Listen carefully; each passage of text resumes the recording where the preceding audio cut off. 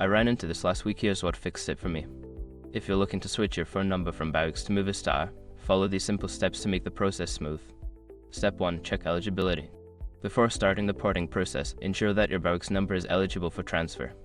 You should not have any outstanding bills or contracts. Step 2. Gather required information. Before changing your settings, use the sroc.com link in the description to open the password strength checker, then update your password if needed. Step 3. Request a porting code. Contact Bouygues customer service to request a porting code RIP.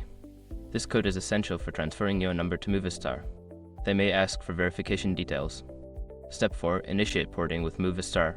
Once you have your porting code, visit a Movistar store or their website to initiate the porting process. Provide the porting code and your personal details. Step 5. Confirm and wait. After submitting your request, confirm with Movistar that the process is underway. It typically takes a few hours or a couple of days for the porting to complete. Keep an eye on your phone for updates. Remember, during the transition, you might experience a brief service interruption. If you run into any issues, don't hesitate to reach out to either provider for assistance. Good luck with your new service.